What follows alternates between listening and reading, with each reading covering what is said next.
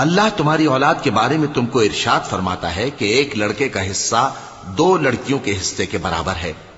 اور اگر اولاد میت صرف لڑکیاں ہی ہوں یعنی 2 یا 2 سے زیادہ تو کل ترکے میں ان کا 2/3 ہے،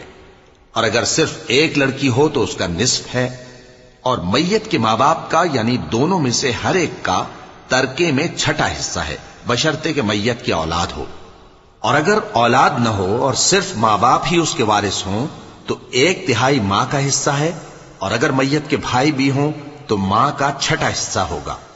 اور یہ تقسیم ترکہ میت کی وصیت کی تعمیل کے بعد جو اس نے کی ہو یا قرض کے ادا ہونے کے بعد جو اس کے ذمے ہو عمل میں آئے گی۔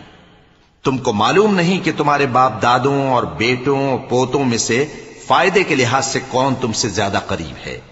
یہ حصے اللہ کے مقرر کیے ہوئے ہیں، اور اللہ سب کچھ